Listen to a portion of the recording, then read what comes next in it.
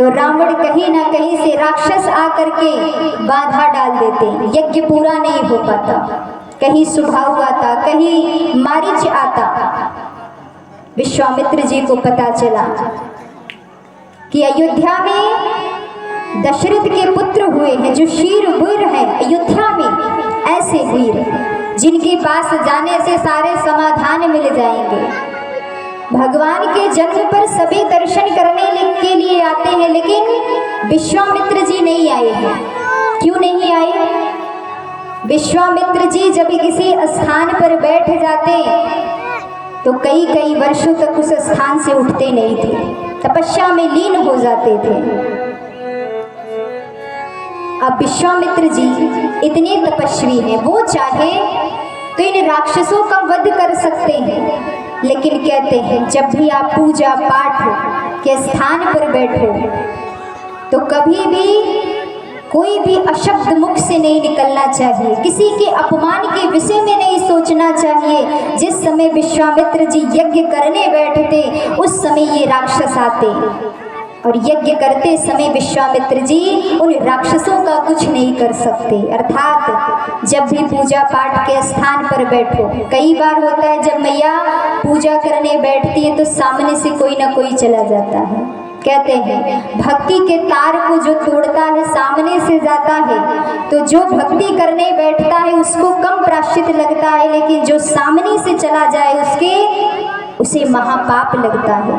कभी कोई पूजा के स्थान पर बैठे तो उसके सामने से नहीं जाना चाहिए, उसके भक्ति में बाधा पड़ जाती है। आज विश्वामित्र जी अयोध्या में पहुंच जाते हैं। राजा दशरथ को पता चला, राजा दशरथ दौड़ करके जाते हैं सरयू के किनारे। गुरुदेव आए और बड़े भाव से ले करके आते हैं और जैसे ही भाव से सिंहासन देते हैं बैठने के लिए। आज विश्वामित्र जी के जब मुख को देखते राजा दशरथ, तो राजा दशरथ ने कहा, महाराज आप मुझसे कुछ कहना चाहते हो? जैसे विश्वामित्र ने सुना, विश्वामित्र जी ने कहा कि आज कुछ इच्छाएं लेकर तुम्हारे पास राजन आया हूं, कहना तो चाहता हूं। उसी समय चारों पुत्र का आना होता है। राम जी लक्ष्मण जी एक साथ आते हैं, भरत जी शत्रुघ्न जी एक साथ आते हैं, विश्वामित्र जी को प्रणाम करते हैं।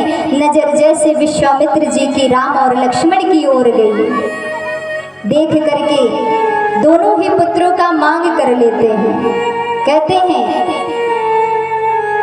कि जो निशाचर मेरे यज्ञ को पूरा नहीं करने दे रहे हैं, मैं उस यज्ञ को पूरा करना चाहता हूँ, लेकिन वो यज्ञ बार बार विफल हो जाता है।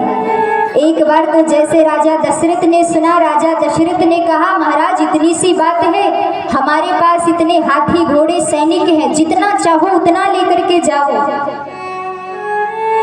विश्वामित्र जी ने कहा कि मुझे आपके ये हाथी घोड़े सैनिकों की आवश्यकता नहीं है, अगर देना चाहते हो तो अपने दोनों पुत्र को दे दो। आज राजा दशरथ ने जैसे सुना दोनों पुत्र की महाराज ने मांग किया, राजा दशरथ बड़े दुखी हो जाते हैं और उस दुख में राजा दशरथ अपने मन की व्यथा कहने लगते हैं। राजा दशरथ विश्वामित्र जी से कहते हैं, चौथे पन पायो सुत चारी, विप्र वचन नहीं कहा बिचारी। चौथे पन पायो सुत चारी, विप्र वचन नहीं कहा बिचारी। सब सुत प्रिय मोहि प्राण की नाही, राम हित नहीं बनत गुसाई।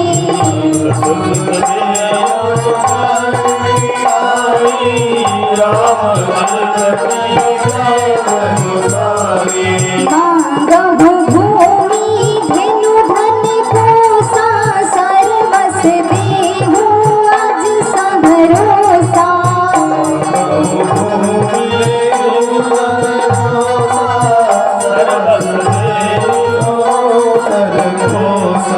देह प्राण ते प्रिय कछु नाही,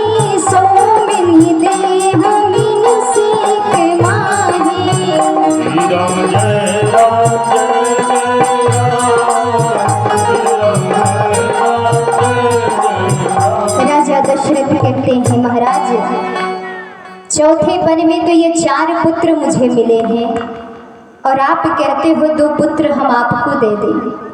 अगर हम अपने 2 पुत्र को दे देंगे तो हम कैसे रहेंगे? विश्वामित्र जी ने कहा, अगर देना नहीं था राजन तो तुमने क्यों कहा?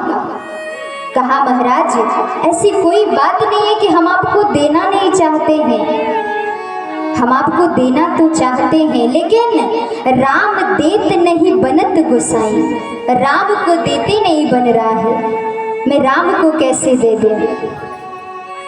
जिस तरह से अगर मछली को जल से निकाल दिया जाए तड़प के मर जाएगी, राम को दे दूं तो मैं तड़प कर मर जाऊंगा। हे महाराज, आप मेरे पुत्र के बदले जो चाहो वो मांग कर लो, आप जमीन मांगो, धन मांगो, वो मैं आपको दे दूंगा। और कहते हैं मानव के लिए देह से, शरीर से, धन से, प्राण से बढ़कर कुछ नहीं होता। वो सबको अपना सब कुछ दे सकता है, लेकिन अगर किसी से आप धन मांग लो, जमीन मांग लो, प्राण मांग लो तो आपको कभी नहीं देगा।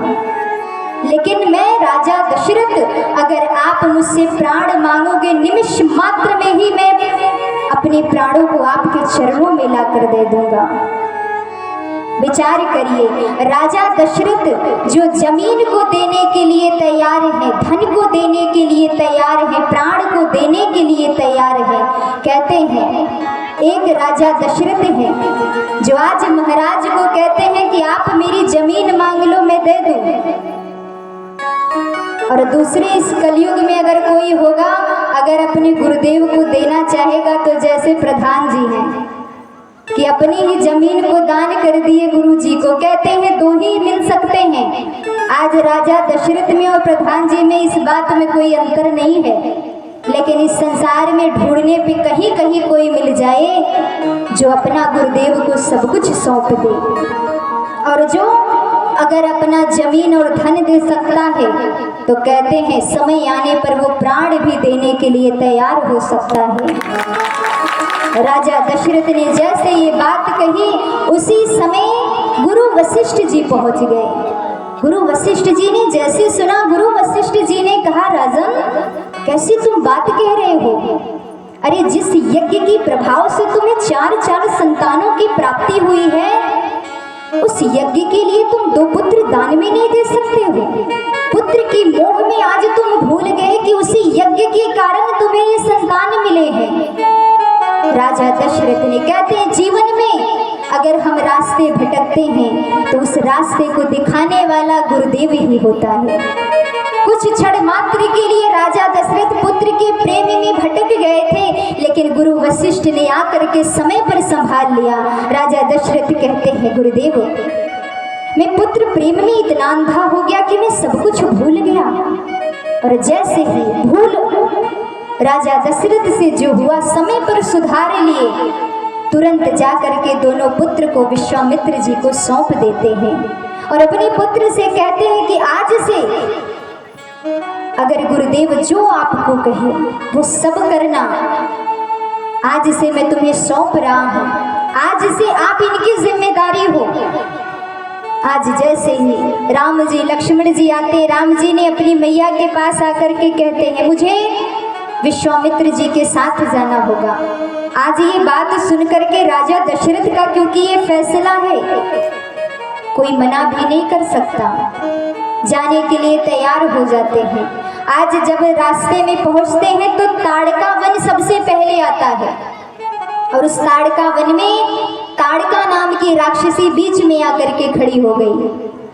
और जैसे बीच में आकर खड़ी होती है, लक्ष्मण जी ने बाण और धनुष निकाला। जैसे बाण और धनुष निकाला, राम जी ने रोक दिया, नहीं लक्ष्मण, ये अबला है, इस पर प्रहार नहीं कर सकते हैं हम।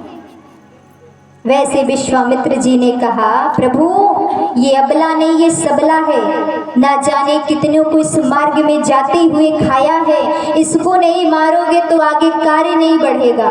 वैसे ही राम जी ने ताड़का का वध किया। आगे पहुंचते हैं, एक रात्रि प्रभु विश्राम करते हैं। सुबह जैसे होता है, एक किनारे राम जी लक्ष्मण जी एक किनारे खड़े होते हैं। यज्ञ होना आरंभ हो जाता है। उसी समय शुभाहु आता है। भगवान ने उसको भी मारा। रावण के मामा मारीच पहुंचते हैं, जैसे ही पहुंचते हैं वैसे भगवान ने बिना फल के बाण मारा, समुद्र के किनारे जाकर मूर्छित हो गया। यज्ञ पूरा हुआ और जैसे यज्ञ पूरा होता है, एक रात्रि विश्राम के बाद अब लगा राम जी को यज्ञ तो पूरा हो गया, मेरा कार्य पूरा हो गया। अब जब महाराज कहेंगे तो वापस हमें अयोध्या जाना है। लेकिन जैसे सुबह होता है वैसे ही मिथिला के राजा जनक जी जो अपनी बिटिया का स्वयंवर कर रहे थे, उस स्वयंवर में सबको आमंत्रित किया, दूर दूर से राजा महाराजा को बुलाया और यहाँ विश्वामित्र के पास भी पहुँचते हैं। और जब विश्वामित्र जी के पास निमंत्रण लेकर के पहुँचते हैं कि आपको हमारी बिटिया के स्वयंवर में आना होगा, वैसे ही राम जी लक्ष्मण जी पहुँचते। आज जनक महाराज ने जब राम जी की ओर देखा तो मानो वो प्रतिज्ञा भी भूल गए जिस प्रतिज्ञा से ये स्वयंवर करने जा रहे हैं। गुरुदेव से कहा आप इनको भी साथ लेकर के आइएगा उस स्वयंवर में। अब विश्वामित्र जी ने कहा एक यज्ञ तो हो गया, लेकिन एक यज्ञ रह गया है, अब उसके लिए भी चलना होगा। राम जी आज मंद ही मंद मुस्कुरा रहे हैं कि जिस यज्ञ में अब जा रहे हैं, राम जी को तो सब पता है वो साधारण जगह नहीं है। वो कौन सी जगह है राम जी जानते हैं। आप तो जब जा रहे हैं तो ससुराल में जा रहे हैं। जैसे अगर कोई ससुराल जाता है तो दामाद बड़े प्रसन्न होते हैं, लेकिन बार बार ससुराल में जाना भी नहीं चाहिए। अब बार बार जाने से क्या होता है, कहते खातिरदारी कम हो जाती दामाद जी की। एक बार जाओगे, दो बार जाओगे तो खूब अच्छी खातिरदारी होती है। पहली बार जाओगे तो हर प्रकार का मिठाई मिलेगा, दूसरी बार जाओगे तो थोड़ी कम हो जाएगी लेकिन मिलेगा, तीसरी चौथी बार जाओगे तो बिस्किट नमकीन चाय मिलेगा, और छठवीं और 10वीं बार जाओगे तो सीधे सासू माँ कहेंगी वो रहा रसोई, आ जाओ बनाओ और हमको भी दे देना, है ना। तो ज़्यादा नहीं जाना चाहिए। तो यहाँ अब राम जी जब चलने लगे तो रास्ते में गौतम की नारी अहिल्या मिलती है जो पत्थर की बनी हुई है। राम जी ने पूछा कि ये पत्थर सबसे अलग है, ये कैसे पत्थर है। विश्वामित्र जी ने कहा कई वर्षों से ये शिला जो है प्रभु आपकी रज का इंतजार कर रही है। आज वो समय आ गया है किस पत्थर से जो अहिल्या है उसका उद्धार आपके रज से हो जाए, चरणों से हो जाए। और जैसे ही विश्वामित्र जी कहते हैं वैसे ही भगवान ने जैसे अपनी चरण को बढ़ाया, कहते भगवान कभी किसी को स्पर्श नहीं करते। भगवान ने चरण नहीं रखा उस पत्थर पर, उस शिला पर। भगवान के धूर जो मिट्टी थे, कण थे, वो धूर से ही अहिल्या का उद्धार हो जाता है। कहते हैं परमात्मा के स्पर्श ना किए ही अहिल्या का उद्धार हो गया प्रभु के चरणों के रज से। अगर वास्तविक में हमारी सच्ची भक्ति होगी तो जब भगवान के चरण रज को स्पर्श करने से अहिल्या का उद्धार हो गया, तो कहते हैं जीवन में सच्ची तपस्या करोगे तो अहिल्या की तरह हर किसी का उद्धार हो जाएगा। आज अहिल्या का उद्धार करके प्रभु आगे बढ़ते हैं। आज जब मिथिला नगरी में पहुंच गए तो जितनी नारियां थी प्रभु के स्वरूप को देखकर बड़ी मुस्कुरा रही हैं। ये कौन है, ये कहाँ से आए हैं। कोई कहती है इनके चेहरे कितने सुंदर हैं, आज तक कभी नहीं देखा। आपस में बातें करती हैं सखियां और एक दूसरे से पूछती हैं पता करो ये कहाँ से आए हैं इतने सुंदर। और कहते हैं राम लखन दोनों भैया अवध रहवैया गुरु के संग आए हैं। लखन दोनों भैया अवध रहवैया गुरु के संग आए हैं। अजी राम लखन दोनों भैया अवध रहवैया गुरु के संग आए हैं।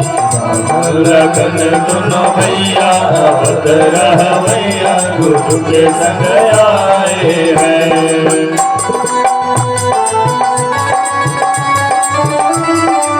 मीठे मीठे तालियों की सेवा देते हुए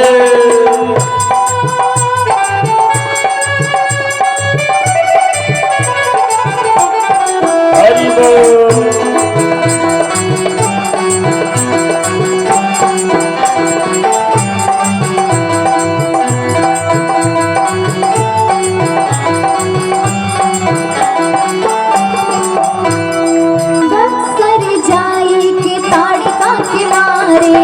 बक्सर जाएंगे ताड़का कुमारी के यज्ञ करवैया अवध रहवैया गुरु के संग आए हैं के संग रहवैया अवध रहवैया गुरु के संग आए हैं।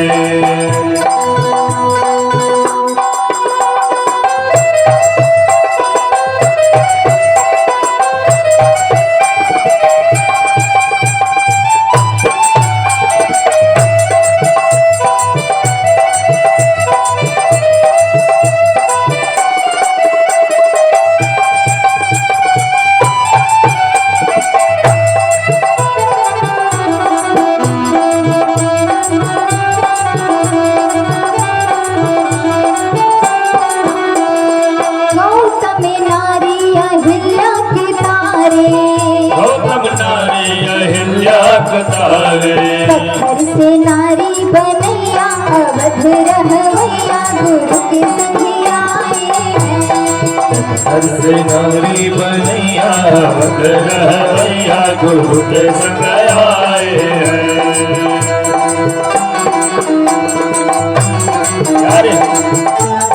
प्रेम से बोलो रामचंद्र भगवान की।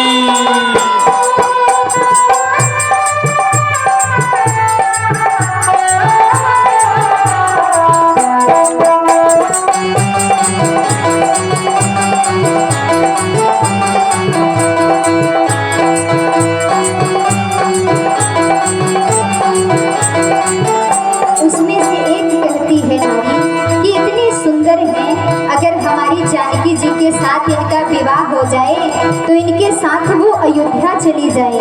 कहती है सीता ब्याही अवध ले जावे सीता ब्याही अवध ले जावे घर घर बाजे बधैया अवध रहवैया गुरु के संग आए हैं घर घर बाजे बधैया अवध रहवैया गुरु के संग आए हैं। घर बाजे बधैया अवध रहवैया गुरु के संग आए हैं।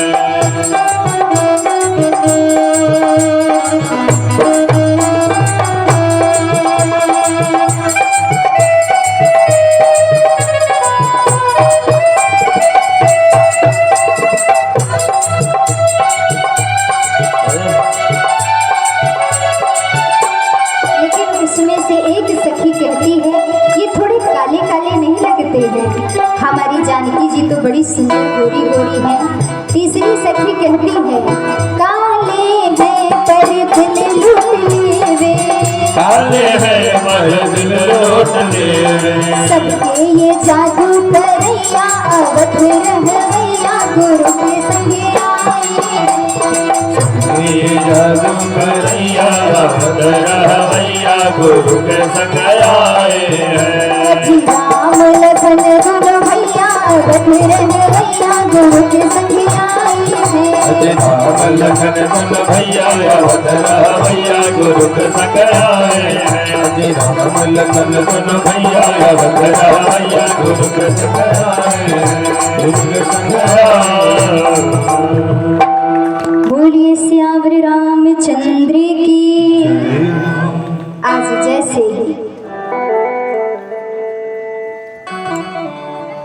महाराज के पास पहुंचते हैं राम जी ने कहा कि महाराज हम सोच रहे हैं लक्ष्मण की बड़ी इच्छा है कि जा करके ये आपके लिए सुंदर सुंदर पुष्प लेकर के आए और लक्ष्मण की इच्छा है कि जा करके यहाँ हर स्थान पर थोड़ा थोड़ा घूम ले टहल ले। जैसे गुरुदेव ने सुना कहते ठीक है जाओ। आज जब राम जी जाने लगे लक्ष्मण जी, तो आज सीधे पुष्प लेने के लिए पुष्प वाटिका में पहुंचते हैं। और यहाँ मैया जानकी जी सखियों के साथ जाती हैं। मैया गौरी के मंदिर में पूजन करने के लिए नित्य प्रतिदिन जाया करती थी, लेकिन मैया मंदिर में चली जाती, लेकिन एक सखी पीछे रह जाती है। आज राम जी जब पहुंच गए उस पुष्प वाटिका में, देखिए सीता जी के जीवन में 2 वाटिका आया है। एक वाटिका जहां वो अपने घर पे रहती हैं, वो है पुष्प वाटिका, और दूसरा वाटिका इनके जीवन में विवाह के बाद आया तो कौन सा, रावण का अशोक वाटिका। लेकिन ये जो वाटिका में मैया है बड़ी प्रसन्न है, मैया बड़ी खुश है। राम जी जब गए पुष्प लेने के लिए, तो आज देखिए राम जी पुष्प को तोड़ते नहीं हैं, पुष्प को ले रहे हैं। और ये पुष्प, ये वृक्ष झुक झुक कर राम जी को पुष्प दे रहे हैं। क्यों दे रहे हैं? कहते हैं बिना तोड़े हमें पुष्प कैसे प्राप्त हो सकता है। मैया का जन्म कहाँ से हुआ है? पृथ्वी से हुआ है। और जब सीता जी का जन्म पृथ्वी से हुआ, तो ये पृथ्वी पे जितने भी वृक्ष हैं, ये सब सीता जी के कौन हैं? संबंध से भाई होते हैं। और आज ये वृक्ष भी जानते हैं कि जो पुष्प फूल लेने के लिए आए, ये कोई साधारण नहीं है, ये कोई और नहीं है। तो कहते हैं जब सीता जी के ये वृक्ष भाई हुए, तो राम जी कौन हुए? जीजा जी हुए। बड़े आश्चर्य में देख रहे हो। तो बताओ, जब जीजा जी जाएंगे तो कोई साला होगा क्या जो काम करने के लिए कहेगा? स्वयं दे रहे हैं। आज एक सखी ने जब ये दृश्य देखा कि प्रभु फूल को ले रहे हैं, लेकिन मस्तक से पसीने टपक रहे हैं, स्वरूप का दर्शन करके आंखों से आंसू बहने लगे। और जब आंखों से आंसू बहने लगे, तो दौड़ करके ये जाती है सीता जी के पास। आंखें लाल हैं, आंखों से आंसू टपक रहे हैं। हर सखी पूछती है क्या बात है, तुम्हारी आंखों से ये आंसू क्यों टपक रहे हैं? कोई सखी कहती है हमको लगता है कि कोई नशीला पदार्थ खा लिए इसकी आंखें इतनी लाल हो गई है। सीता जी ने पूछा क्या बात है, तुम क्यों रो रही हो? उसने कहा आज रोने दो, ये आंसू नहीं है, ये आंसुओं के सहारे अब तक संसार की जो गंदगी मेरे आंखों में थी, आज जिसका दर्शन मैंने किया, वो स्वरूप को देखने के बाद मेरे आंखों से इन आंसुओं के सहारे वो गंदगी बाहर निकल रहे हैं। और उन आंखों में जिसका दृश्य मैंने देखा वही बस गए हैं। हर कोई पूछता है कौन है, कहती बता नहीं सकते हैं, दिखाएंगे हम आपको। सखियां लेकर के सीता जी को चलने लगी। आज जब सीता मैया जब आगे बढ़ने लगती हैं सखियों के साथ, तो सीता मैया के पैरों की पायल बजने लगते हैं, बाजूबंद पहनी है, छन छन की आवाज आ रही है। लक्ष्मण जी की नजर पड़ी। लक्ष्मण जी ने कहा मानो आज जब सीता मैया एक एक कदम उस वाटिका में चलने लगी, तो ऐसा लगता है जैसे उस वाटिका में, पुष्प वाटिका में मानो कामदेव धुंधुनी बजाते हुए आ रहे हैं। लक्ष्मण जी ने पूछा ये कौन है? राम जी ने कहा इन्हीं के कारण तो ये स्वयंवर हो रहा है, यही जनक की पुत्री है। और आज जैसे सीता मैया ने ऊंट की लताओं के वृक्ष से राम जी का दर्शन किया, मानो दर्शन करने के बाद अपने हृदय में प्रभु राम को उतार लिया।